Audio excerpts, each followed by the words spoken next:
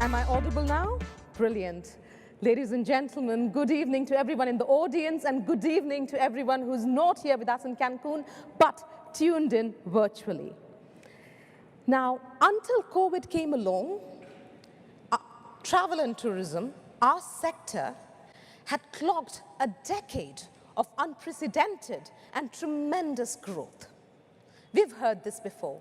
We were 10.5% of the global GDP. We supported 334 million jobs and contributed $9.2 trillion to the economy. We were optimistic, proud of our accomplishments as a sector, because at the end of the day, we were really powering the global economy. But yesterday's home runs don't win the games today, right? Because a year ago, when WHO declared the global pandemic, our sector was the hardest hit in its economic fallout. The sector's contribution to GDP, we heard, fell by 49.1%. And perspective is important here, because in sharp contrast, the global GDP dropped by only 3.7%. More importantly, I think it took the world to stop traveling to understand the importance it has on decimating livelihoods and economies. 62 million people lost their jobs. This must be our toughest challenge ever. But in the face of impossible odds, we have triumphed before. Travel and tourism has spurred economic recovery before. And our story is not finished, not just yet. So how, as a sector, are we going to restore demand, accelerate rehiring, and close down the gap to recovery? How are we going to help the millions of small, medium, and micro enterprises get liquidity? How are we going to create new jobs? Ladies and gentlemen, please join me in welcoming 5 amazing leaders, and to me, each one of them represents what I call is the face of resolve that we have seen this last year, the face of resilient leadership. We have amongst us hotel leaders who hosted healthcare workers on the front lines of the pandemic. We have travel leaders who fought for relief packages from their governments. We have ministers of tourism and heads of tourism bodies who lobbied for liquidity for struggling businesses. And we have heads of industries like aviation who came together to implement rigorous health and safety protocol to ensure people could keep flying, even in the toughest of times. Please put your hands together and welcome, in alphabetical order, Craig Smith, Group President of Marriott International, Felipe de Oliveira, who's the Director General for ACI, Airports Council International, Minister Gilson Machado Neto, Minister of Tourism for Brazil, Isabel Hill, who is the Acting Deputy Assistant Secretary and Director, National Travel and Tourism Office, and last but not the least, Luis Araujo, who is the President of Portugal Tourism Board and European Travel Commission.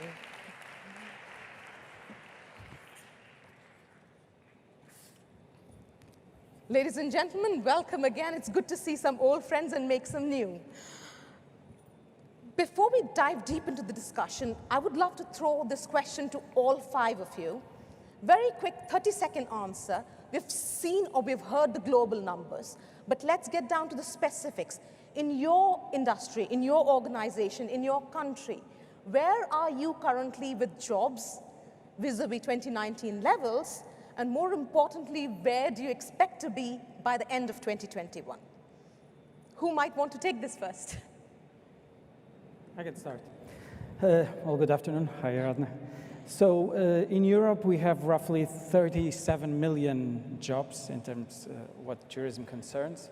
The loss of jobs in Europe, total Europe, the predictions of WTTC is roughly 50% of these jobs. Other statistics say 30%. We'll see. There's still no correct data about that. In Portugal, we have 10% of the working force working for tourism, 400,000 people, and we lost so far 40,000, so 10%. Fantastic. Well, not fantastic, but thank you for telling us. I work for an 88-year-old chairman who's built his career on building jobs. Mr. Marriott's #1 focus are the people that work for us, and I have this question once a week from him. And my answer is it depends on the part of the world. We are in 132 countries across the world, and we are from one extreme to most of our people back to work to other extremes where we still have borders closed and maybe some hotels closed. And so probably the most positive thing I tell them each week is every time we have seen the spigot and borders open, the flow through of demand is incredible, and we are bringing everyone we can back to work. And do you have targets for 2021, Craig? We have targets on 2021, but we've been unable to forecast. We've been terrible at forecasting. If you had asked us where we would be in the first quarter this year, but what we are seeing is that when it does happen, we have missed our targets. We've been too conservative, that the business has come back faster than we thought in every destination. Great. Felipe? Well, airports represent 60% of the jobs in the aviation industry. And airports play a key role during the crisis, during the pandemic, because the airports cannot close. That's why airports need to be open to receive cargo flights, repatriation flights. And because of our structure, we cannot lose a lot of jobs because they're very specific jobs. However, we have an ecosystem that includes not only the airport jobs, but the jobs that are linked with the restaurants, travel and tourism inside of the airport, duty-frees and others. And that represents almost the same as everybody has around the world, right? 52% of reduction in the total jobs. Again, we don't have expectations in how they will come back. We see some parts of the world going better than others. That's why we expect that when they open the borders, we'll have the return of the passengers on the terminals, and with that, the jobs that was lost during this time. Great. Minister Neto and Isabel, if I can ask you the same question, where are you with regards to jobs against 2019, and where do you hope to be when we finish the year? Absolutely. Well, thank you. It's a pleasure to be able to join the conversation. I am sorry that my personal circumstances don't allow me to be there personally. I missed all of you, and I hope to see you next year. But in the United States, our trajectory has followed that of the world. Right before the pandemic, in February of 2020, we were experiencing the highest level of employment in this sector ever at about 17 million jobs. In just 2 months, between March and April of 2020, we lost 8.2 million jobs, half of the jobs practically gone, right before the pandemic hit. And I have to say, things are looking better. We have restored about 5 million of those jobs, but we remain $3 million jobs short of our high level.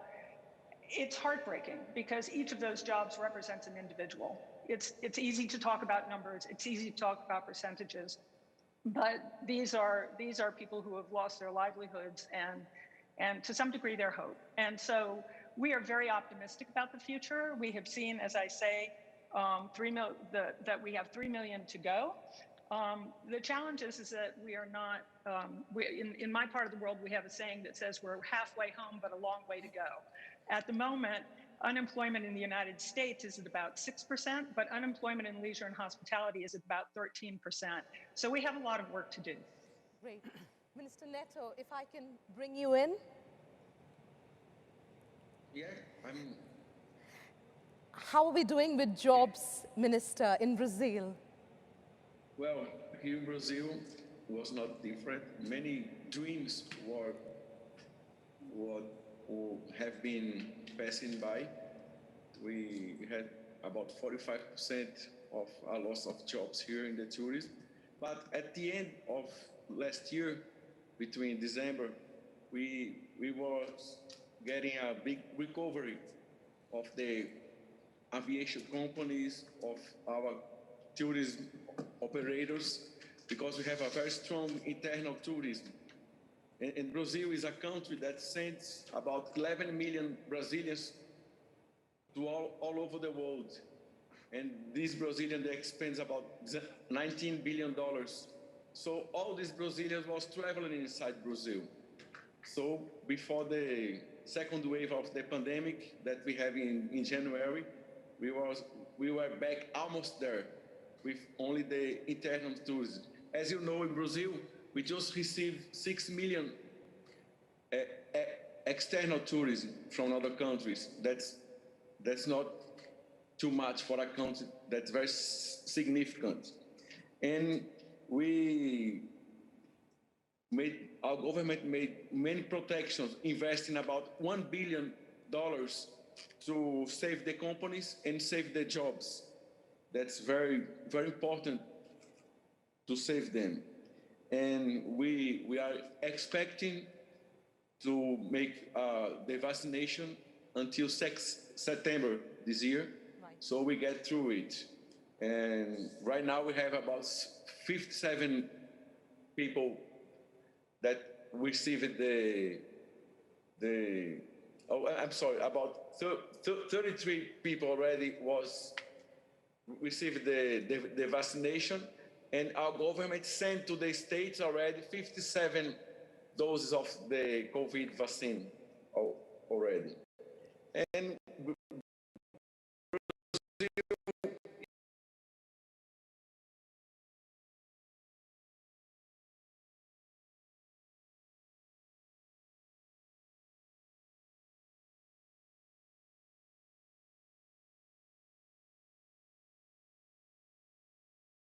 tourism. Brazil will be a very big opportunity. We are going to open 22 national parks for concession to private companies. And as all the world knows, in the new era, tourism of nature, our natural resources, we are very big on it. We have 6 biomes and we are very strong on it. And this action with the national parks that we are going to let to the private companies years. So it will be very strong to recovering the jobs. And the start of the parks were made with cooperation with the UNESCO. So that's it. Great, thank you very much. Felipe, I'm going to pick on something that you said, that 60% of all employment in aviation is at the airports, and you have 2,000 odd members around the world. I think the question is, what have you seen from policies, strategies perspective, and where that has been benchmarks in protecting jobs? Who has got it right? Well, it's a very interesting question because we as an airport around the world, we didn't receive a lot of support from the governments, with some exemptions, of course. That's why the difficulty for the sector was keeping the jobs, keeping the specialized jobs. And in some countries, we have like wage subsidies that really helps a lot to keep the employment. We have a reduced number of hours that people reduce the hours to keep the jobs as well. And in the extreme cases, temporary layoffs and long-term layoffs. That's why the support of the government is very important on that cases because help us to keep the trained people that we have. When the aviation restart, we have the right people to restart as well. Great. Luis, if I can bring you in at this point, when we speak of recovery, and you are at ETC, which has so many members, but beyond your members, you need to speak of international collaboration, policies and strategies which are building on that collaboration and working together, because that is critical to recovery. Are you seeing more of that with members and non-members? We're seeing much more. Of course, we're talking of 33 public organizations. But we're seeing, and I think that's the one of, we can't say it's a good thing from the pandemic, but we've been talking much more with the private sector and between the private and the public sector. And it was clear from the first moment for every NTO in Europe that we needed to focus on the needs of companies, on the needs of the small and medium, and not so medium and not so small enterprises, because they were the basic of everything related with tourism. So it was, of course, we had lots of financial support, especially in Portugal. In Portugal, we gave 2.3 billion euros of support, financial support to companies. A very simplified layoff system that had 250,000 people in April last year and now has just 90,000 people. So everything was prepared and conducted so that companies would survive this terrible period, which none of us knew how much it would last. But to answer your question, there has been a lot more cooperation, but we need now to compromise ourselves with the more specific targets in terms of what we want for the future. Because for sure we want to preserve and to recover these 100 million jobs, but they have to be different jobs for sure. Interesting point, and I'll pick on that in a minute. But sure. Isabel, if I can bring you in at this point and ask, picking up from where what Luis was talking about, of course we need international collaboration, but we also need to restore the traveler confidence, and more importantly, we need to get rid of the barriers which is preventing that. What's your take on that? Yes, no, absolutely. I think the whole business of public-private partnership has never been more important because one cannot succeed without the other. And all of the original efforts around liquidity and supporting businesses and supporting individuals who have lost their jobs was absolutely critical. But I think moving forward, we need to recognize that probably the biggest barrier, in my view, is building trust, right? We have to build trust with the travelers. We have to build trust with employees. We have to build trust with communities. And we have to build trust with our public health authorities.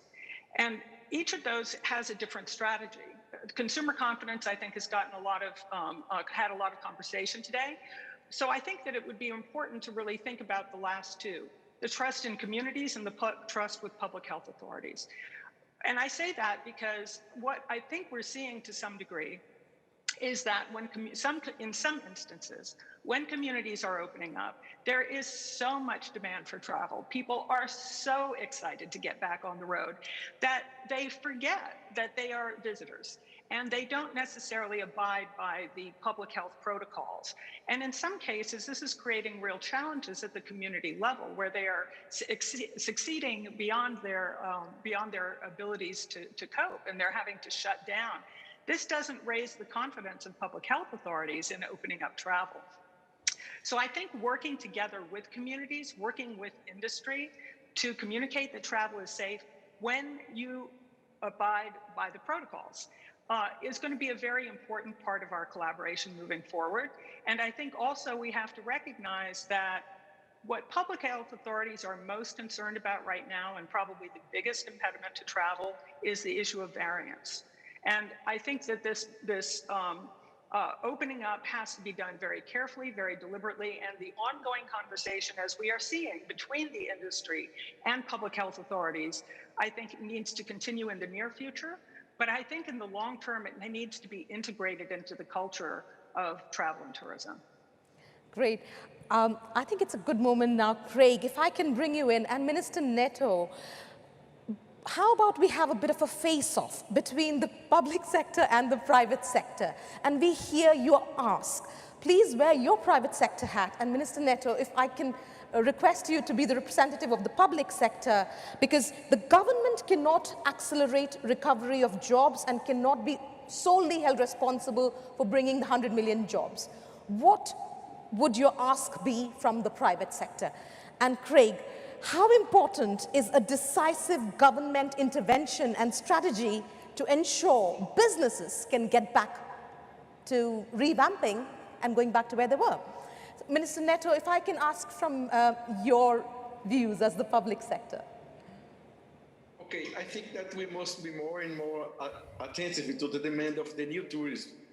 With the offer of we prepare nature destinations. We have a new environment now, especially after the pandemic, and we need to get always meeting the sanitary norms, giving confidence for the full resumption of tourist activities. In this sense, I'm convinced that Brazil has many attributes to stand on in these scenarios.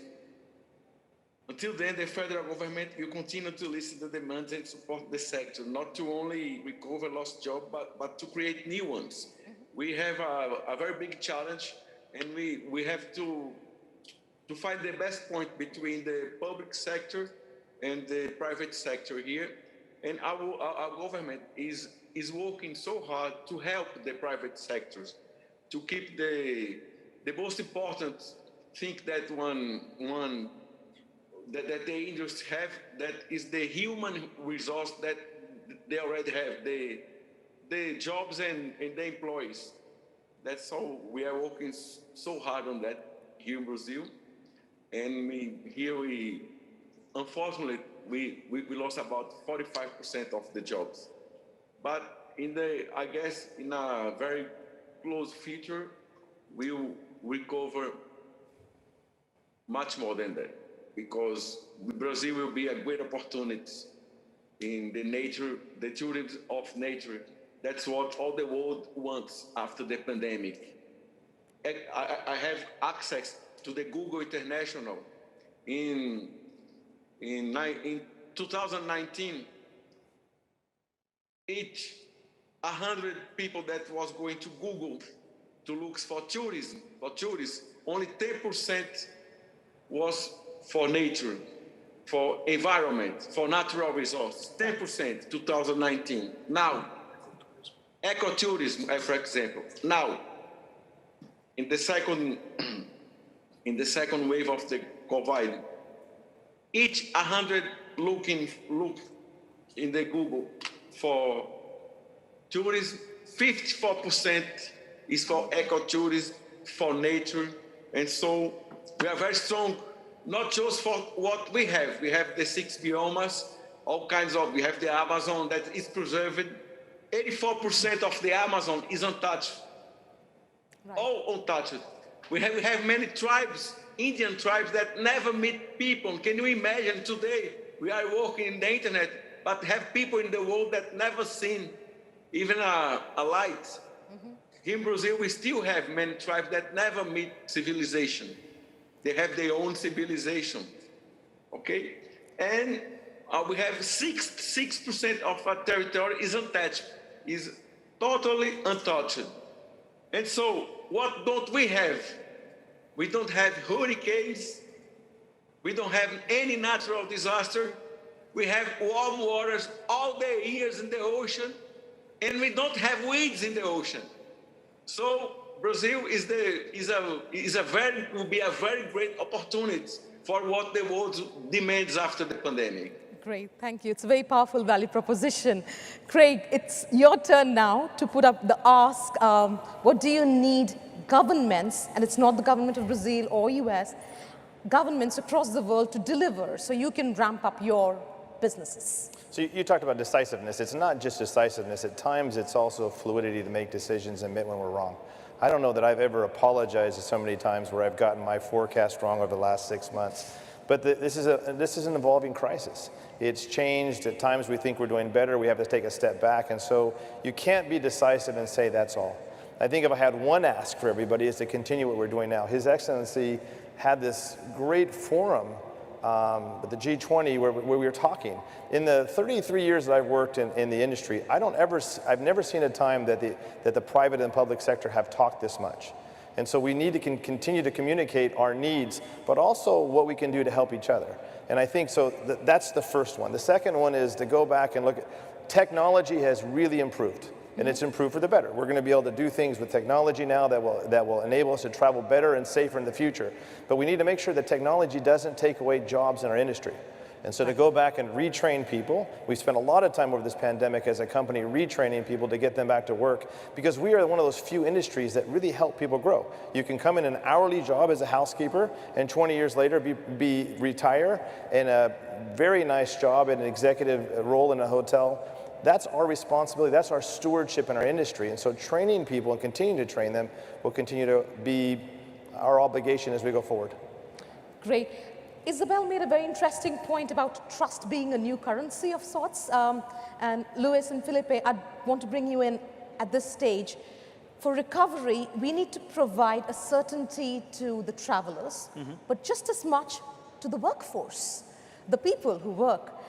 What are you seeing at ETC in Portugal Tourism Board? How are you helping your employees who either have lost their jobs or are about to lose their jobs? Yes, I think that's a very good question. Can I ask something to Craig too? Because, what we see, and of course, we had a lot of financial support to the companies, but we also gave a lot of training to people, to staff, to workers, to very small enterprises that had nothing to do, no revenue whatsoever. We reached more than 80,000 people in Portugal. And as I told you, we have a 400,000 people workforce. But it wasn't training specifically for them to go back to their position or to their work. It was training to show them the amount of opportunities they have inside the tourism sector. And I think we have to see, and I agree with Isabel, we have to build trust. But building trust with workers, it's not telling them that they will do exactly the same thing they will do a few years ago or that they did in 2019. It's about gaining the trust of those who left us, those who went to another jobs in the industry or any other business, and that we need them because they were very valued and trained staff. And I think this is the opportunity to think about that. How can we change the value or the perception of people working in tourism, which in any country is the same? How can we attract the best ones? How can we improve the level of skills? How can we train them to be entrepreneurships? How can we train them to be different? And something which is very important to us, of course, because we're always talking about sustainability, but sustainability starts with diversity. And a very small data that we've seen in a previous talk that said that 54% of the working force in tourism were women. And we all clapped. It's true, it's impressive. But if we see the average salary of a woman in tourism and a man in tourism, it's completely different. If you see the amount of women that we have in CEO level, in big companies, it's not as impressive as that. And we have to make commitments with this. And this is for, and this is for the private sector to do. It's not for the public sector. And I think this is the time to make this kind of compromises. I do want to bring in Isabel at this point in time. Isabel and Craig, I will come back to you because I know you wanted to make a point. Isabel, very quickly, we don't want to get back to where we were. We want to build back better, and diversity and inclusion is a key element of that. How do we ensure we include diversity and inclusion as a key parameter in the future? And that links to what Luis was saying, and I'll come back to you, Craig. Well, thank you for the question. As I mentioned, in the early days, the revenues were really being pushed out. Tax revenues were being pushed out for liquidity and to support individuals. I think now we are at a point where we can begin to pivot and look at the future. And I think that we have a great opportunity now. People understand much better now the opportunities in nature-based travel. They, I think, appreciate much more the connection of culture and diversity. And I think what we need to do now is to promote the development of new tourism product and to have people experience much more the diversity of our culture. But that is going to require government support. And I know we have in the United States about $750 million that has been targeted towards communities who have been disproportionately affected. And I think this is one opportunity to take that not only to support businesses and communities as they were, but to really look to the future and how we can use that interest in diversity. And it's not just a government thing. This is what I think our data is telling us about what travelers want. So helping to connect the opportunity with those communities to tell, excuse me, to tell those stories, I think is a really, really exciting path forward. Great. Craig, you wanted to say something? Yeah, I was going to go back to this question of trust. I think it's a little more than trust. It's also about hope. And I think as we build, as we go forward, part of our job as leaders in companies or in the public sector also is to help people in our industry understand that there's a lot of hope. I mean, the demand is going to come back. Pre-pandemic, it was growing faster than GDP in almost every country. That's going to come back. And so explaining that to people and giving them the hope that they're not just getting a job back, but they're getting an opportunity and a future back, a future to grow. And if you're anywhere in the world, we're an industry that you can take somebody that can grow up in one country and that we can export them to another country to work in the same industry. And so it's fantastic what we can do for people, but we got to tell them and show them, kind of paint that picture of how neat it is and how much we're going to need them in the future. Great. Felipe, if I can ask you, sticking to the concept of trust, given we're a lot of the employees in the sector are frontline employees and dealing with people at close quarters, is there also an element where the workforce are apprehensive of coming back into their frontline jobs? Just to give you an example, there was an article recently about Amazon spending $4 billion to be COVID ready to have their employees deal with that. Are you seeing a lot of that, especially at the airports? Well, we are the safest industry in the world. And basically, aviation have a track record of safety and security that is impressive.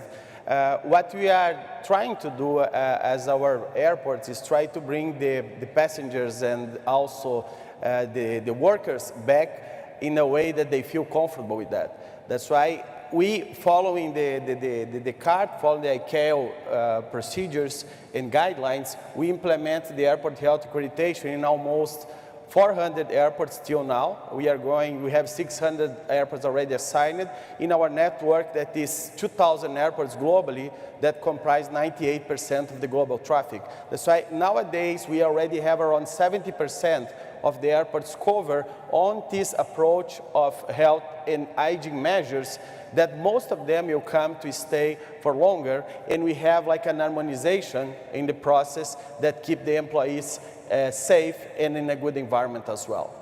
Great. Minister Neto, since you've come into office, there's been quite a bit of changes that Brazil has taken. You've opened up visa-free travel. You're now in conversation with US and many other countries to have more crews, more airlines.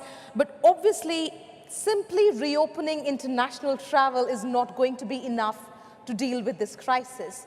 What are other barriers that you need to ensure you're looking at so we can get back the jobs that we've lost in the pandemic?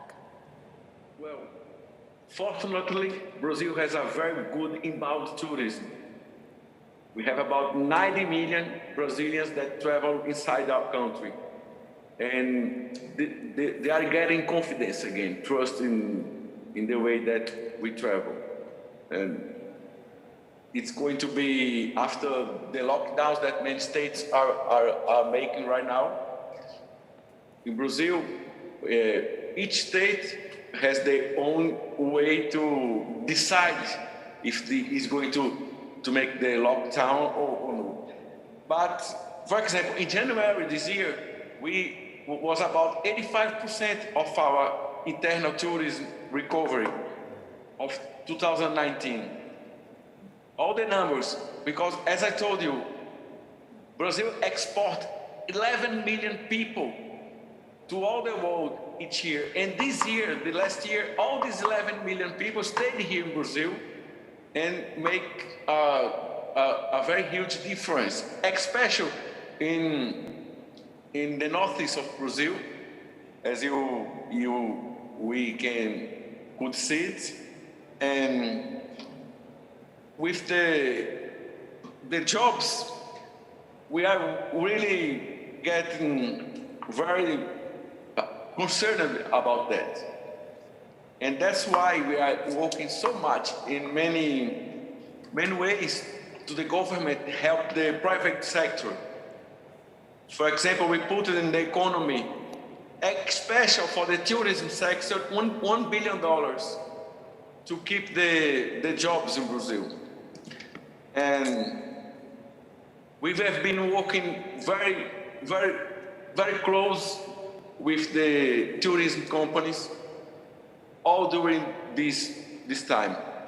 And we are expecting to go through it with the vaccination. Brazil right now is the number 4 in the world in the number of vaccines that was acquired already. If I can stay with you and ask a follow-up question, Minister, and you mentioned this, that Brazil gets 6 million visitors, and in one of your interviews you had rightly said that's the number of people who take the elevator to go see Eiffel Tower, and hence you want to increase tourism in Brazil. My question is, what would good look like to you? What are your targets? Internacional. Eu acho que melhorar o turismo interno para depois o internacional. We are working right now in the internal tourism, but we have a target. We have to build together a new rules for borders in all around the world. Not just Brazil make his own rule, not just Europe make their own rule, US, Argentina, we have to work together so it makes easier for all the airlines company and for all the operators in the world to restart the tourism. Our target will be about, for external tourism, would be about 15 million external tourists in Brazil. Plus, we have 90 million Brazilians that work together because Brazil is a continental country. Right. When you see Ceará, for example, one state of Brazil, is about the same size of Spain.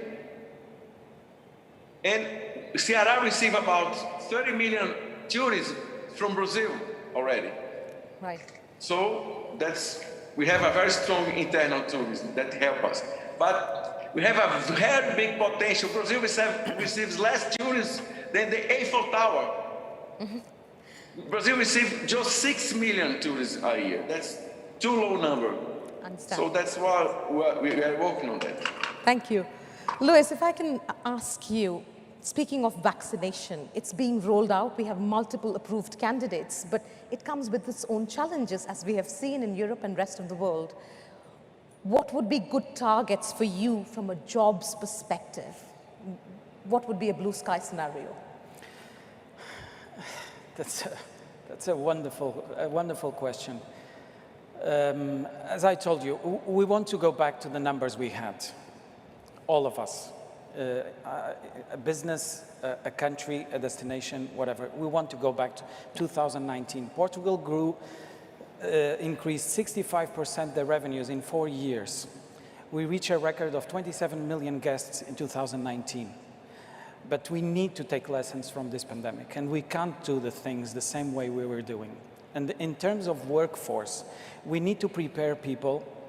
We will have this again and again, especially because now we have 7 billion experts in virology, all of us. So we need to prepare people for the future needs of the tourism, and we need to prepare them through training, giving them the right conditions in terms of even creating new models of contracting people that conciliates work with family, with studies. This is crucial. And if we don't think about this, and we don't, once again, make commitments in our own place, in our own business, in our own country to do this for the future, then we will go back to what we have, and it's not good. So we have to change this. This is a really great opportunity to change, and especially when we talk about the workforce. Because they're the basic, and we all say that this is an activity from people to people, so this is the time to focus on people and forget about the rest. This is the time to do things right. Great. Felipe, would you agree? We need to have new jobs, but the idea is not to get back to where we were. We probably need different kinds of jobs in both the public and private sector. We do, but we also need to work and see what we can do to also in the future export jobs. And that may not necessarily mean that somebody's working in the country. You could have marketing done in Mumbai, India for a hotel in New York City. And I think there's a lot of opportunities there. I think one of the things that is kind of unfair in life and that we need to concentrate on is the fact that we're going to recover. The countries that are large and have large populations will have a lot of domestic travel, as the minister said. That is going to buoy them up, and it's going to give them an advantage. Regional travel will be second, and probably long-haul travel is third. The problem is most of those long-haul destinations are the ones that need it the most. They need the jobs, And they don't have governments in many of the cases that can support their people when they don't have jobs for a long period of time. And so the onus is on us as the public and the private sector. What can we do to retrain them, to either export them physically or virtually to another part of the world until the demand is up in where they are? This is an interesting point, Isabel, also about the future of work and how it might be different compared to what we've had. But it also brings in, I think, an interesting point that people are now working in a hybrid environment, half remote, half in the office. But interestingly enough, that has put considerable pressure on mental well-being. And you're seeing a lot more anxiety and depression at work, and we heard that in the morning. How would you then support the workforce whilst creating new jobs in that new environment? I think the question of mental health is a very real issue, and one that both the public and private sectors need to take very seriously, and to put in infrastructures in place to support not only the workers themselves but their families, because they are no longer coming to the workplace; they are at home, so their mental health also affects their families. It also, the more stress there is on people, the more stress there is on the family system. So I think taking it very seriously is really important, and setting up systems to deal with it. But I'd also like to point out something that is probably painfully obvious, which is probably the best thing that we can do is to be kind. And this is something everybody can do. It's to be kind to your employees. It's to be kind to your customers. It's being kind to people who may be different than yourself. This is a fabulous opportunity for us all to think about how we are connecting, not only to travel to connect, but how we are connecting in our daily lives to bring, I think, people together in a very different way. Great. And to support one another. Thank you. I'll pick on that question and bring it to you, Felipe, because it's asking exactly what Isabel is saying. How do we ensure more business and government leaders making business and policy decisions reflect the underrepresented communities that need to be reflected in the future of travel and tourism, and what could those private sector commitments look like? And I would love to bring it all, I think we have literally 5 minutes left, bring it all to everyone. We don't want to go back to what we were or where we were. How do we accelerate recovery? So please do think of what you might want to say. One thing that would make things better. Well, I can spend a day talking about that, but I will try to go direct to the point. We need harmonization. When the world and the minister told exactly that, when we still with the countries taking different decisions in different parts of the world, it will be very difficult to reopen. We are a regulated industry. Aviation is a regulated industry. We know how to deal with the regulation, but you cannot deal with the different regulations in different parts of the world.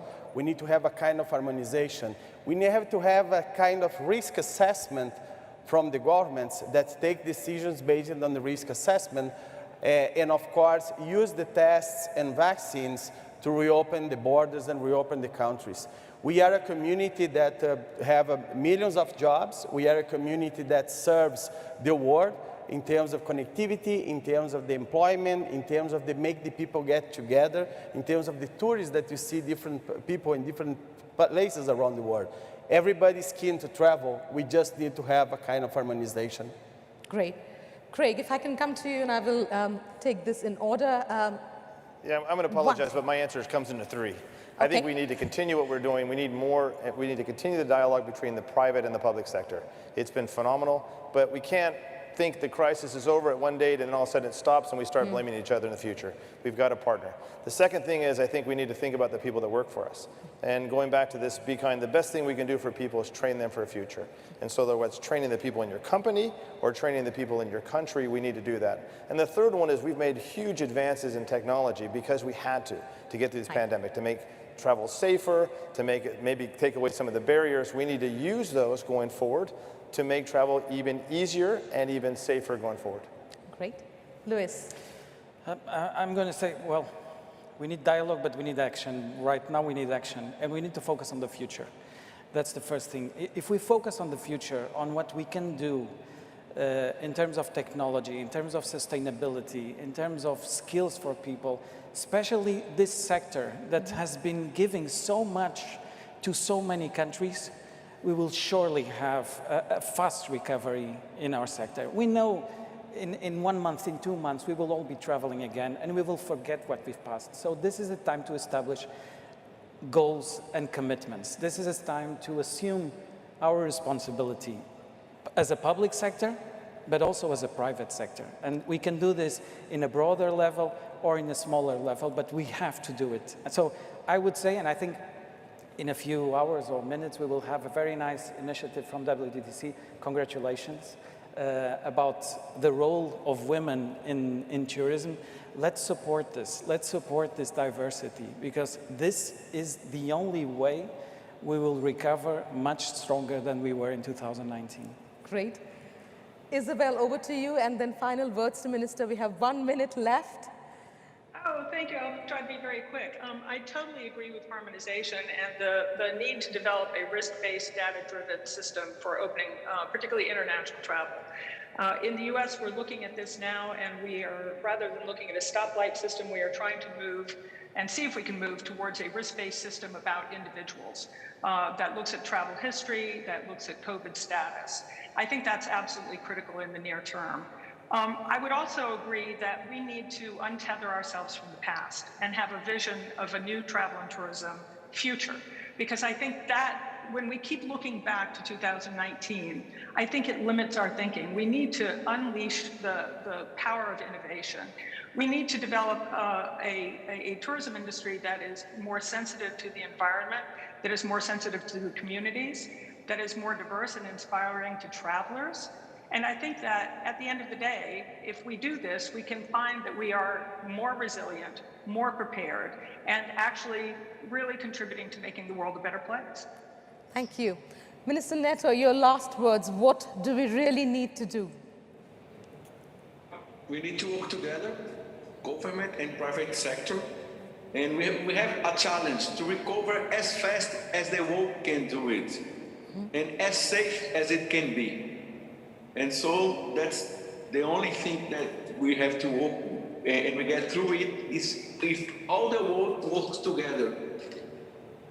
Brazil cannot work alone, Portugal cannot work alone. We all have to work together and make the new facilities to all the people travel around the world again. So that's one of the most important things that we have to build together. Thank you very, very much.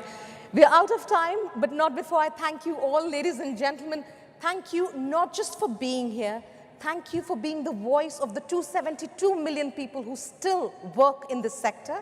Thank you for testifying on behalf of those ordinary, extraordinary men and women, because they expect all of us to rise to the challenge, and we should do nothing less.